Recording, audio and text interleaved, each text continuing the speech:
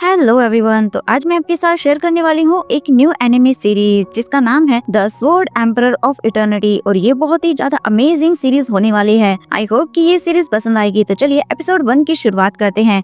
Episode 1 की शुरुआत में ही हमें दिखाया जाता है हमारे मेन कैरेक्टर जियान युआन को, जो कि बहुत ही बुरी तरह से जख्मी हो गया होता है और वो बस अपने रास्ते पर चलते ही जा रहा था।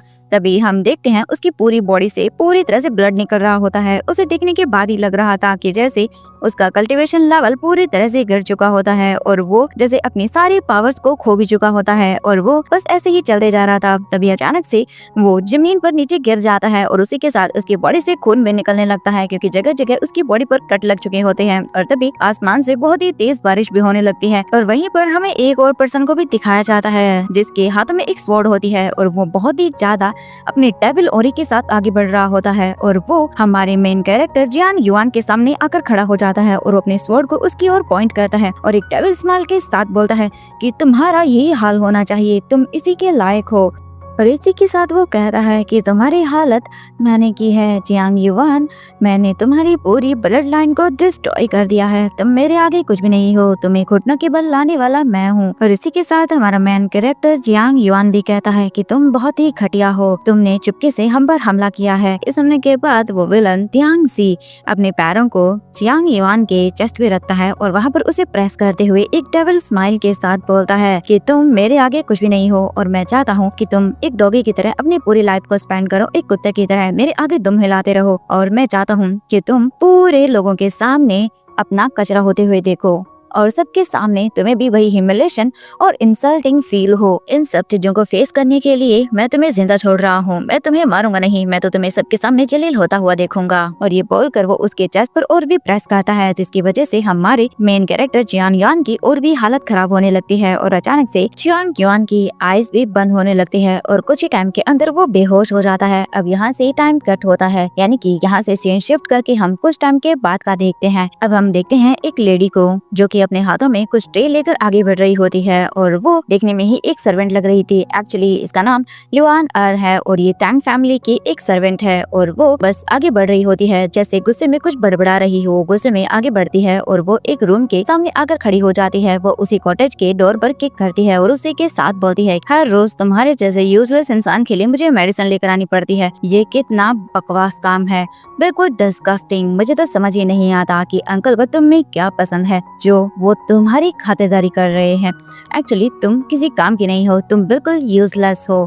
किसी इंसान की पावर्स जाने के बाद वो जिंदा भी कैसे रह सकता है, तुम कितने घटिया इंसान हो। वो सर्वेंट लेडी और भी ज्यादा जियांग युआन को वहाँ पर बातें सुलाने लगती है और उसी के साथ वो उसे और भी ज्यादा टोंट मारने लगती है और वो उसे एक बार फिर से टोंट मारते हुए कहती है कि तुम्हें तो कुएं में कूदकर मर जाना चाहिए, तो इसी के लायक हो, तुम्हारी तो कोई औकात भी नहीं है, तुम्हारे जैसा यूजलेस इंसान अब तक जिंदा भी कैसे रह रहा है। और ये बोलकर वो वहाँ से और भी ज्यादा जियांग युआन को सुनाकर चली जाती है। हम कुछ टाइम के बाद देखते हैं जियांग युआन धीरे धीरे अपनी आईज को ओपन करता है और उसी के साथ वो चारों तरफ देखता है। फिर उठकर वो उसी मेडिसिन बॉल के पास जाता है और वो उस मेडिसिन बॉल को अपने हाथों में उठाता है और उसे वो स्मेल करता है तो उसे वो स्मेल बिल्कुल भी पसंद नहीं आती है और वो बोलता है ये कितनी बकवास है। उसी के साथ वो उस बॉल को नीचे रख देता है। पर तभी अचानक से हम देखते हैं वहाँ पर जो विंड थी उसकी जैसे कि मानो फ्रेग्रेंस चेंज हो रही हो और उसी के साथ उसे वहाँ पर एक अलग सा ऑरा भी फील होता है। और ये देख के जियांग युआन तो थोड़ा सा शॉक हो जाता है क्योंकि ये डिफरेंट था, जैसे कि मानो कुछ तो यहाँ पे चेंज हो रहा था। और ये देखकर जियांग युआन भी थोड़ा सा अजीब सा महसूस करता है। और फिर जियांग युआन को याद आता है कि उसे तियांग जी ने कहा था कि वो उसे मारना नहीं चाहता है, वो तो उसे जिंदा रखना चाहता है ताकि सबके सामने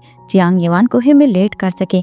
और ये याद आते ही जियांग युआन को गुस्सा आता है। वो पंच करते हुए बोलता है, पूरा 1 साल हो गया है मैं यहाँ पर इस तरह से कैद हूँ। तभी चारों तरफ एक वॉइस गूंजने लगती है और ये देख के जियांग युआन तो चारों तरफ देखने लगता है। पर तभी एक और आवाज गूंजती है, मुझे चारों तरफ देखना बंद करो, मैं तुम्हारे अंदर ही हूँ। ये सुनने के बाद जियांग युआन देखने लगता है। पर तभी हम देखते हैं जियांग युआन के गले में जो डिवाइन लॉकेट था वो चमकने लगता है और उसमें से एक स्प्रिट बाहर आती है और वो स्प्रिट एक बॉडी के अंदर कन्वर्ट होने लगती है। हम देखते हैं कुछ ही टाइम के बाद वो सोल एक गर्ल की बॉडी में कन्वर्ट हो जाती है और हमें यहाँ पर इसका नाम बताया जाता है जिसका नाम है गॉडेस चियांग। और वो चियांग युआन को देखती है और उसके बाद वो उसे देखते हुए बोलती है, तुम्हारी हालत तो बहुत खराब है, तुम्हारा फेस पेल पड़ चुका है, तुम्हारी कल्टिवेशन लेवल पूरी तरह से नीचे गिर चुका है और उसी के साथ साथ तुम्हारी बॉडी भी बहुत ही ज्यादा इंजर्ड हो चुकी है, तुम तो बहुत ही कमजोर हो गए हो। ये सुनने के बाद चियांग युआन बोलता है कि आप कौन हैं और मेरे डिवाइन लॉकेट में क्या कर रही हैं। ये सुनने के बाद वो गॉडेस बोलती हैं कि मेरा नाम गॉडेस जियान है और मैं तियान यू स्वॉर्ड की मास्टर हूँ। और अब मुझे तुम ये बताओ कि तुम्हें ये डिवाइन लॉकेट किसने दिया है, आखिरकार ये लॉकेट तुम्हारे पास कर क्या रहा है। ये सुनने के बाद चियांग युआन बोलता है कि ये लॉकेट मुझे मेरी माँ ने दिया था मरने से पहले। और ये सुनने के बाद वो गॉडेस कुछ सोचती हैं और उसके बाद चियांग युआन को देखती हैं और उसके बाद बोलती हैं कि ठीक है, तुम क्या फिर से अपनी ब्लड लाइन को एक्टिवेट करना चाहते हो, क्या तुम फिर से एक स्वॉर्ड मास्टर बनना चाहते हो। अगर तुम्हें बनना है तुम बिल्कुल वैसा ही करना होगा जैसे मैं तुमसे कहती हूँ। ये सुनने के बाद चियांग युआन बोलता है बिल्कुल, मैं बिल्कुल वैसा ही करूंगा जैसा आप मुझे कहेंगी। पर फिर वो याद करता है कि उसकी तो जो पावर्स हैं वो पूरी तरह से डिस्ट्रॉय हो गई हैं। ये सुनने के बाद वो बोलता है और वहीं मेरे पिता की भी मृत्यु हो चुकी है और उसी के साथ साथ तियान फैमिली ने मेरी फैमिली के साथ बिल्कुल ट्रेस जैसा व्यवहार किया था। उन्होंने मुझे भी सबके सामने ह्यूमिलेट किया और मुझे पिछले 1 सालों से यहाँ पर उन्होंने बंदी बना कर रखा हुआ है। अगर आप मुझे फिर से स्वॉर्ड मास्टर बनने में मदद कर सकती हैं और मुझे पावरफुल बना सकती हैं तो मैं इसकी कोई भी कीमत चुकाने के लिए तैयार हूँ। एंड ये सुनने के बाद हम देखते हैं गॉडेस जियांग को, जो कि चियांग युआन को देखते हैं और उसके बाद वो उसे देखते हुए बोलती हैं मैं तुम्हें फिर से स्वॉर्ड मास्टर बनाने में मदद कर सकती हूँ, बट तुम्हें भी उसके लिए एक कीमत चुकानी होगी। तुम्हें मेरे लिए बॉडी की सोल्स को इकट्ठा करना होगा। अगर तुम्हें ये मंजूर है तो मैं तुम्हें फिर से एक बार स्वॉर्ड मास्टर बनने में मदद कर सकती हूँ, तुम्हें मैं पावरफुल बना सकती हूँ। अगर तुम्हें मेरी ये शर्त मंजूर है तो मैं तुम्हें एज ए स्टूडेंट एक्सेप्ट करती हूँ। ये सुनने के बाद चियांग युआन तो तुरंत ही अपने घुटनों के बल बैठ जाता है और वो गॉडेस की सारी बातों को मान लेता है। ये देखने के बाद गॉडेस बोलती है तो फिर सही है, आज से तुम मेरे स्टूडेंट होंगे और जो मैं तुम्हें बोलूंगी तुम बिल्कुल वैसा ही करोगे। इसके बाद चियांग युआन भी बोलता है बिल्कुल मैं ऐसा ही करूंगा। कुछ ही टाइम के अंदर का हम सीन देखते हैं। अभी हम देखते हैं गॉडेस चियांग को और उसी के साथ चियांग युआन को, जो कि कॉटेज के अंदर बैठे होते हैं और वो जो गॉडेस थी अपनी पावर्स को चियांग युआन को दे रही होती है। वो अपनी स्पिरिचुअल एनर्जी और उसी के साथ अपने पावर्स को भी वो चियांग युआन के अंदर ट्रांसफर कर रही होती हैं और वो अपने अंदर जितने भी पावर्स थी वो सारी की सारी उसमें ट्रांसफर करती हैं और वो काफी सारी चीजें चियांग युआन को सिखाने लगती हैं। चियांग युआन भी बिल्कुल सारी बातों को मानते हुए उन सारी एनर्जी को अपने अंदर अब्सॉर्ब करने लगता है। हम कुछ ही टाइम के बाद का सीन देखते हैं। चियांग युआन के अंदर काफी सारी एनर्जी आने लगती है और वहाँ पर काफी सारी स्पिरिचुअल एनर्जी भी इकट्ठा हो जाती है। हम देखते हैं आसमान से कुछ स्पिरिचुअल एनर्जी वहीं पर आ रही होती है और वहीं पर हमें दिखाया जाता है एक ओल्ड मैन को जिसका नाम तियांग जू होता है और वो हेड होता है तांग फैमिली का, जो कि इस एनर्जी को देख रहा होता है और वो ये एनर्जी को देखने के बाद बोलता है तो फिर तुम कल्टीवेशन को एक बार फिर से प्रैक्टिस कर रहे हो। यहाँ से सीन कट करके हमें चियांग युआन का दिखाया जाता है जो कि वहीं पर बैठा होता है और अपने अंदर उसी स्पिरिचुअल एनर्जी को अब्सॉर्ब कर रहा होता है और वहाँ पर चारों तरफ स्पिरिचुअल एनर्जी पूरी तरह से फैल जाती है और चियांग युआन फाइनली अपने अंदर उस सारी एनर्जी को अब्सॉर्ब कर लेता है और उसके बाद वो बोलता है मास्टर मैंने कर लिया है। बट जब वो अपनी आईज ओपन करके चारों तरफ देखता है तो वहाँ पर उसकी मास्टर नहीं थी। चियांग युआन तुरंत ही उठकर चारों तरफ देखने लगता है और वो आवाज लगाने लगता है कि मास्टर आप कहाँ पर हैं। तभी उसे आवाज आती है कि तुम्हारी मास्टर कॉटेज के ऊपर है। चियांग युआन कॉटेज के ऊपर की ओर देखता है और उसके बाद चियांग युआन उन्हें देखते हुए बो करते हुए बोलता है कि मास्टर मैंने सारी एनर्जी को अच्छे से अब्सॉर्ब कर लिया है। इसके बाद गॉडेस उसे ऊपर आने के लिए बोलती है। चियांग युआन भी गॉडेस के सामने आकर खड़ा होता है। गॉडेस उसे देखती है। चियांग युआन बोलता है ये बहुत अच्छा है, मुझे काफी अच्छा फील हो रहा है। ये सुनने के बाद गॉडेस बोलती हैं अपने आसपास की चीजों को महसूस करो। चियांग युआन अपनी आंखें बंद करके अपने आसपास की जो एनर्जी थी, जो पावर था, उन सभी को फील करने लगता है और चियांग युआन को छोटी से छोटी चीजें भी महसूस होने लगती हैं। वो उनकी एनर्जी को महसूस कर सकता था। इसके बाद चियांग युआन अपनी मास्टर को देखते हुए बोलता है मास्टर ये बहुत अच्छा है, मुझे काफी ज्यादा अच्छा फील हो रहा है और ये पावर्स बहुत ही डिफरेंट हैं, मुझे काफी पावरफुल फील करवा रही हैं। चियांग युआन को देखने के बाद गॉडेस उसे बताती हैं कि ये पावर्स बहुत ही ज्यादा पावरफुल हैं, बट तुम्हें पूरी तरह से इन सारी चीजों को सीखने में टाइम लगेगा और ये चीजें बहुत ही ज्यादा पावरफुल है, तो ये किसी पर भी हावी भी हो सकती हैं। इसे वो ही हैंडल कर सकता है जिसकी स्पिरिचुअल एनर्जी बहुत ही ज्यादा स्ट्रॉन्ग हो और उसी के साथ उसकी बॉडी भी स्ट्रॉन्ग होनी चाहिए। इसके बाद वो देखती हैं ये चैन को और फिर वो वहाँ पे एक अपने मैजिक से क्रिएट करती हैं एक स्पिरिचुअल एनर्जी को और उसी के साथ हम वहाँ पे देखते हैं एक स्वॉर्ड को। वो चियांग युआन से कहती है कि तुम एक extra ordinary powerful sword master बनोगे और तुम्हें इसके लिए बहुत ही ज्यादा कल्टीवेट करना होगा। अगर तुम्हें भी इन पावर्स को अपने अंदर लाना है, तुम्हें इन पावर्स को सीखना है, तो उसके लिए तुम्हें बहुत ही ज़्यादा मेहनत करनी होगी। ये सुनने के बाद जियांग युआन बोलता है कि बिल्कुल वो ऐसा ही करेगा। अगर वो प्रोटेक्ट कर सकता है अपने तियानशान को, तो वो जितनी हो सके उतनी और भी ज़्यादा कल्टीवेट करेगा। इसके बाद गॉडेस जियांग यू को बताती है कि उसे 5 एलिमेंट्स को लेकर आना होगा। जब वो 5 एलिमेंट्स को लेकर आ जाएगा, उसके बाद वो आगे की प्रोसेस बताएंगी कि कैसे उन एलिमेंट्स का यूज़ करके जो जियांग युआन है वो अपनी बॉडी को और भी ज़्यादा पावरफुल बना सकता है, और उन एलिमेंट्स का यूज करके वो और भी ज्यादा कैसे कल्टीवेट कर सकता है। जियांग युआन बोलता है कि बिल्कुल वो कल इन एलिमेंट्स को ले आएगा, बट तभी वहाँ पर किसी के कदमों की आहट होती है, और ये देखने के बाद तुरंत ही गॉडेस जियांग एक बार फिर से स्पिरिट में कन्वर्ट होती है और वो उसी तियानशु लॉकेट में फिर से गायब हो जाती हैं। हम देखते हैं कुछ ही टाइम के बाद वहाँ पर एक लेडी आती है जो कि सर्वेंट थी। वो आकर जियांग युआन से कहती है कि उसे सेकंड यंग लेडी ने बुलाया है, तुम्हें मेरे साथ चलना होगा। ये सुनने के बाद ही जियांग युआन भी बोलता है कि वो साथ चलेगा। इसके बाद वो सर्वेंट लेडी वहाँ से जियांग युआन को लेके चले जाते हैं। कुछ ही टाइम के बाद जियांग युआन यंग लेडी के कॉटेज के पास आता है। वो सर्वेंट बोलती है कि तुम अंदर जाओ, वो तुमसे कुछ बात करना चाहती है। इसके बाद जियांग युआन जैसे ही कॉटेज के अंदर जाता है, वो सर्वेंट लेडी बाहर से दरवाजा बंद कर देती है। जियांग युआन चारों तरफ देखता है और उसके बाद बोलता है कि सेकंड यंग लेडी, आपने मुझे बुलाया, आप मुझसे क्या बात करना चाहते हैं। जियांग युआन चारों तरफ देखता है रूम में, पर वहाँ पर ऐसा कुछ भी नहीं होता। तभी अचानक से जियांग युआन को महसूस होता है कि जैसे यहाँ पर कुछ गलत हुआ है, और वो जैसे ही बेड की तरफ देखता है वो थोड़ा सा टर्न करता है। जियांग युआन वहाँ के पर्दे को हटाता है और वहाँ पर वो देखता है सेकंड यंग लेडी बेड पे वहाँ पर सो रही होती है, और उसकी बॉडी पूरी तरह से जैसे अजीब सी तरह से रिएक्ट कर रही थी। और ये देखने के बाद जियांग युआन बोलता है आखिरकार यहाँ पर हुआ क्या है, ये कैसे हो सकता है, इन्हें क्या हुआ है, और वो चेक करने लगता है।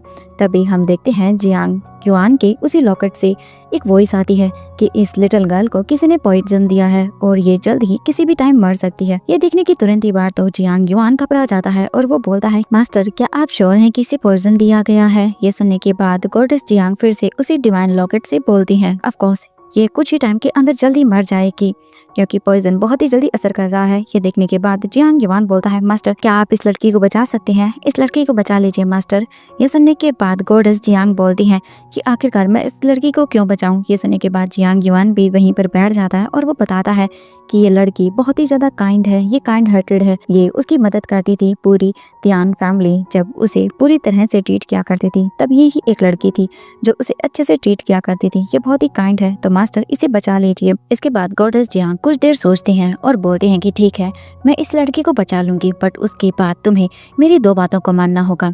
यह सुनने के बाद जियांग युआन बोलता है कि वो गॉडेस की सारी बातों को मानेगा जो उसके मास्टर कहेंगी। इसके बाद हम देखते हैं जो गॉडेस जियांग थी वो जियांग यू को कहती है कि सबसे पहले तो तुम्हें 1 महीने के अंदर ही मेरे लिए सोल बॉडीज को इकट्ठा करना होगा, और दूसरी बात ये कि तुम्हें 1 साल के अंदर अंदर ही सोल्ड पीक वर्ल्ड रिलैम के हायर लेवल तक पहुंचना होगा कल्टीवेट करके। यह सुन के जियांग युआन बोलता है कि बिल्कुल वो ऐसा ही करेगा। तभी हम देखते हैं गॉडेस उसे बताती हैं कि ये करना आसान नहीं होगा, अगर तुमने बीच में ये सब चीज़ें नहीं की तो फिर। यह सुन के जियांग युआन बोलता है कि मास्टर आप चिंता मत करिए, मैं बिल्कुल वैसा ही करूँगा जैसा आपने मुझे कहा है। मैं अच्छे से कल्टीवेट करके 1 साल के अंदर अंदर ही हायर कल्टीवेशन लेवल तक पहुँच जाऊँगा, आप चिंता मत करिए इसके लिए, चाहे मुझे मेरी जान भी क्यों ना देनी पड़ जाए। इसके बाद गॉडेस उस लिटिल गर्ल को देखते हैं, उसके बाद वो उसी गर्ल के पास वापस आती हैं और वो अपनी पावर्स का यूज़ करके उस लिटिल गर्ल की बॉडी से जितना भी पॉइजन था उसे बाहर निकालती हैं, और फिर वो देखती हैं और बोलती हैं कि ओह ये तो अब ठीक है और अब ये जागने वाली है, तो मुझे जाना चाहिए। वो तुरंत ही फिर से स्पिरिट के अंदर चेंज होकर डिवाइन लॉकेट के अंदर फिर से चली जाती है। जियांग युआन देखता है और वो लड़की धीरे धीरे करके मूव कर रही थी। थोड़ा सा जियांग युआन डर जाता है, बट गॉडेस कहती हैं कि आगे का इसे तुम्हें खुद ही ट्रीट करना होगा, जो थोड़ा बहुत जहर इसके अंदर बचा है वो तुम खुद ही निकालोगे। जियांग युआन बोलता है व्हाट, वो कैसे निकाल सकता है, बट गॉडेस तो वहाँ से जा चुकी थी। एंड वो लिटिल गर्ल भी धीरे धीरे करके अपनी आइज को ओपन करती हैं, और यहाँ पर हमें पता चलता है कि यही वो सेकंड यंग लेडी हैं तियांग फैमिली की, जिसका नाम तियांग सीसी है। तियांग सीसी अपनी धीरे धीरे आइज को ओपन करती हैं और वो अपने सामने जियांग युआन को देखकर शॉक रह जाती हैं। इससे पहले कि प्रिंसेस सीसी कुछ चिल्ला पाती, जियांग युआन तुरंत ही उनके ऊपर आकर उनके माउथ को कवर कर देता है और उन्हें बोलता है कि मुझे गलत मत समझिएगा, मैं बस आपकी मदद करने के लिए आया था। इसके बाद जो प्रिंसेस थी वो अपने आप को शांत करती है और फिर प्रिंसेस सीसी जियांग युआन को देखती हैं और उसे अपने माउथ से हाथ हटाने को बोलती हैं। जियांग युआन भी तुरंत ही अपने हाथों को प्रिंसेस सीसी के माउथ से हाथों को हटा लेता है एंड देन फिर वो उससे दूर हो जाता है। सिसी अपने आप को देखती है और फिर वो जियांग युआन को देखती है। जियांग युआन उन्हें बताता है कि बस वो उनकी मदद करने के लिए यहाँ पर आया था, क्योंकि प्रिंसेस सिसी को एक पॉइजन दिया गया था और आप चाहे तो अपनी बॉडी पर निशानों को भी देख सकते हैं। इसके बाद प्रिंसेस सिसी अपने आप को देखती हैं तो उसकी बॉडी पर काफी सारे निशान थे। ये देखने के बाद वो बोलती हैं कि आखिरकार मुझे जहर कोई क्यों देगा। इसके बाद जियांग युआन बताता है कि उसे जो सर्वेंट ल्यूआन er है वो कहने के लिए आई थी कि आपने मुझे बुलाया है और वो ही मुझे यहाँ पर लेकर आई थी। हो सकता है यहाँ पर आने से पहले आपको किसी ने पॉइजन दिया हो और आप बेहोश हो गई हो। ये सुनने के बाद वो बताती हैं कि नहीं, ऐसा नहीं हो सकता है, वो बिल्कुल ठीक थी। और ये सुनने के बाद वो बोलता है तो हो सकता है ऐसा हो कि आपको उसी सर्वेंट ल्यूआन er ने ही पॉइजन दिया हो। और उसके बाद वो इन सारी चीज़ों का इल्ज़ाम मुझ पर डालना चाहती थी ताकि वो मुझे झूठा साबित कर सके। फिर हम देखते हैं जो प्रिंसेस सिसी थी उनको कफिंग होने लगती है और वो अपने माउथ पे हाथ रख लेती है। जियांग युआन उनके पास आता है और बोलता है अभी भी पॉइजन आपके अंदर है तो मैं उसे निकालने में मदद कर सकता हूँ आपकी, तो क्या आप मेरी मदद लेना पसंद करेंगी। ये सुनने के बाद प्रिंसेस सिसी बोलती हैं कि जी आप मेरी मदद करिए। इसके कुछ ही टाइम के बाद देखते हैं जो प्रिंसेस थी वो बैठ जाते हैं सिसी और उसके बाद जियांग युआन प्रिंसेस सिसी की बैग को देखता है जहाँ पर काफी सारे निशान थे। अब जियांग युआन को समझ नहीं आता कि वो कैसे अपनी पावर्स का यूज करके इस जहर को इसकी बॉडी से बाहर निकाले। तभी फिर से ही जियांग युआन के उसी डिवाइन लॉकेट से एक आवाज आती है जो कि गॉडेस की थी। वो बोलती है कि इसे सबसे ज्यादा विषैला जहर दिया गया है जो कि बहुत ही ज्यादा पावरफुल है, तो तुम्हें उसे उसकी बॉडी से बाहर निकालने के लिए अपनी ही डिवाइन पावर का यूज करना होगा। तुम अपनी सोल पावर का यूज करो, अपनी पावर्स को बस तुम इसी गर्ल के बॉडी के अंदर ट्रांसफर कर दो। उसके बाद तुरंत ही इसकी बॉडी से वो जहर निकल जाएगा।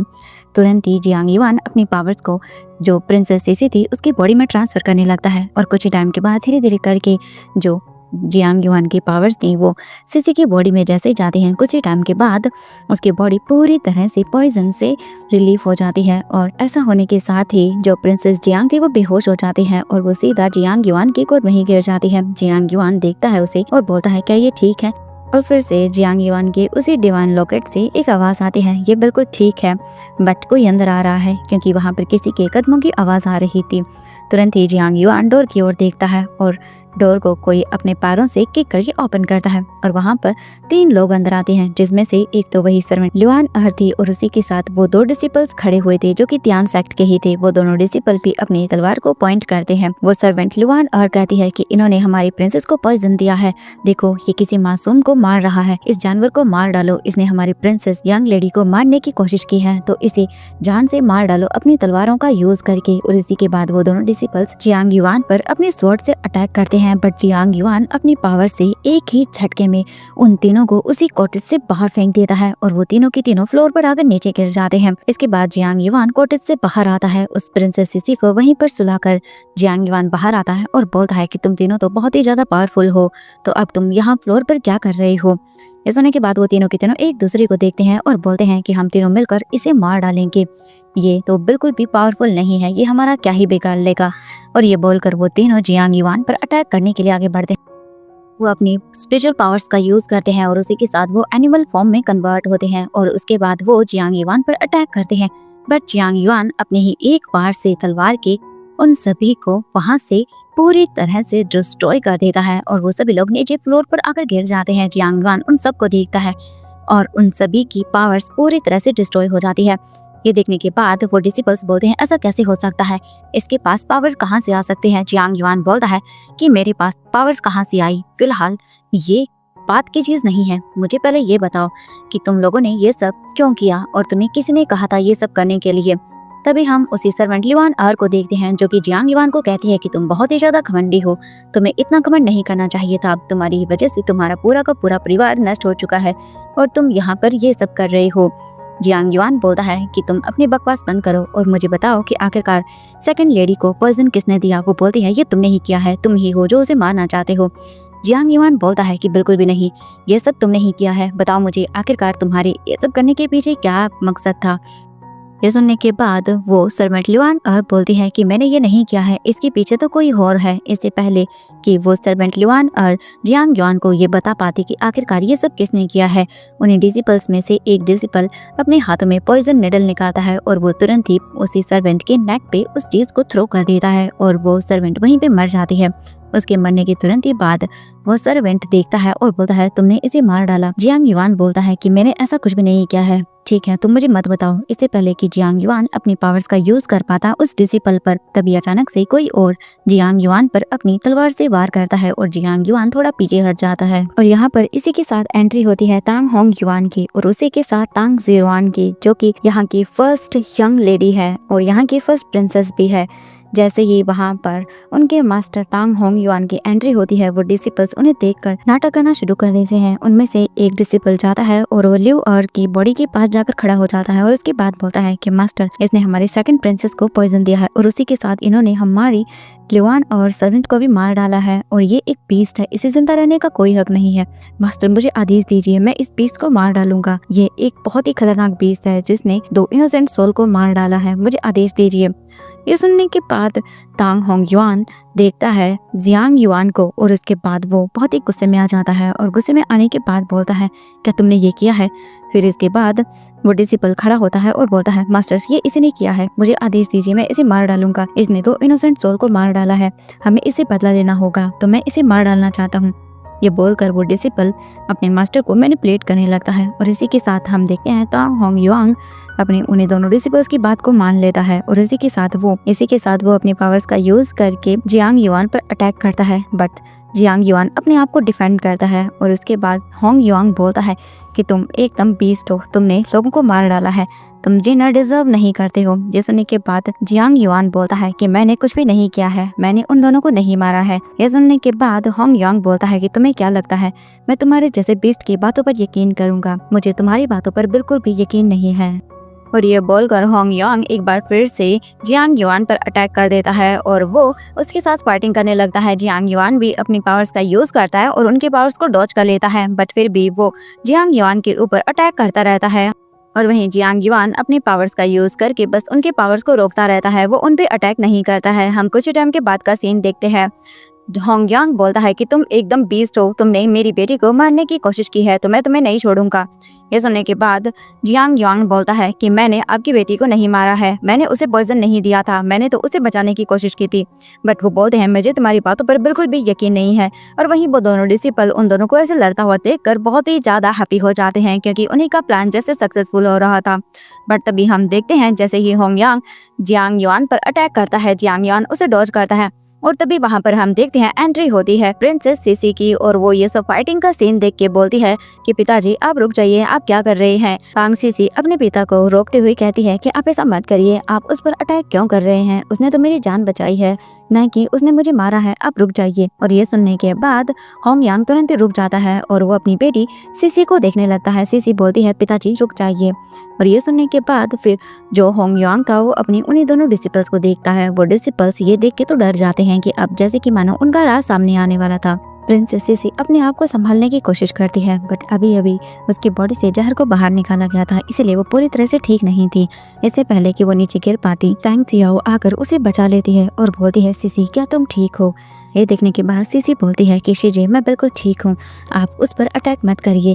जियांग युआन ने मेरी जान बचाई है, अगर मैं आज आप लोगों के सामने हूँ तो वो बस उसी की वजह से हूँ, अगर ये नहीं होता तो अब तक मैं मर चुकी होती, आप उस पर अटैक मत करिए। ये सुनने के बाद होंग युआन अपने दोनों उन डिसिपल्स को देखता है। वो डिसिपल्स जल्दी से जल्दी अपने घुटनों के ऊपर बैठ जाते हैं और बोलते हैं मास्टर हमें माफ कर दीजिए, हमने ये नहीं किया है, पक्का इसे नहीं इन्हें मारा होगा, आप हम पे यकीन करिए। ये सुनने के बाद प्रिंसेस सीसी बोलती हैं कि नहीं, इसने ऐसा कुछ भी नहीं किया है, उन्हीं दोनों डिसिपल्स ने मुझे वो चिकन सूप दिया था जिसके अंदर पॉइजन था और उसी के बाद मेरी ये हालत हो गई थी। बट होंग युआन को बहुत ही गुस्सा आता है, वो बोलता है तुम दोनों ने मेरी बेटी को मारने की कोशिश की और झूठा इल्जाम भी लगाया। वो दोनों डिसिपल्स बहुत ही डर जाते हैं। उनमें से एक डिसिपल बोलता है मास्टर ये हमने नहीं किया है, हम कैसे अगेंस्ट जा सकते हैं सेकंड प्रिंसेस के, हमें माफ कर दीजिएगा, हमें जो कहा गया था हमने वो ही किया। और इसके बाद उनमें से एक डिसिपल सच्चाई बताने वाला था, पर इससे पहले कि वो एक डिसिपल सच्चाई को बता पाता कि आखिरकार इसके पीछे कौन है, बट तभी वो दूसरा डिसिपल उसी दूसरे डिसिपल्स के नेक में एक बार फिर से निडल को थ्रो करता है और वो दूसरा डिसिपल वहीं पर भी मर जाता है। इसके बाद जो एक डिसिपल बचा हुआ था वो खड़ा होता है। ग्राउंड से ऊपर उठने के बाद वो डिसिपल अपने हाथ में एक शार्प नाइफ को लेता है और वो होंग युआन को देखते हुए बोलता है आपको कभी पता नहीं चलेगा कि आखिरकार इसके पीछे कौन है। और ये बोलकर वो डिसिपल भी अपने आप को उसी नाइफ से मार डालता है और उसके तुरंत ही मरने के बाद वो सभी लोग शॉक हो जाते हैं। इसके बाद वांग सीसी बोलती है कि अभी के लिए मैं फिलहाल ठीक हूँ।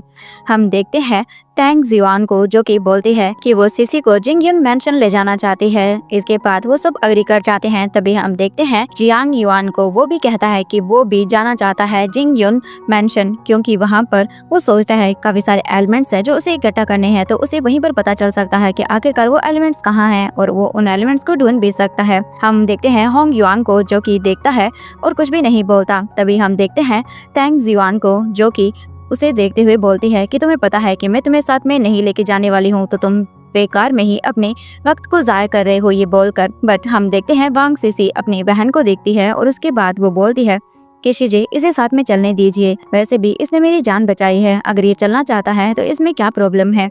तभी हम होंग युआन को देखते हैं, जो कि उन्हें देखते हुए बोलता है कि तुम्हें जिसे लेके जाना है तुम लेके जा सकती हो, मुझे फर्क नहीं पड़ता है, मैं इसमें कुछ भी नहीं बोलूंगा। और ये बोलकर होंग युआन वहां से चला जाता है।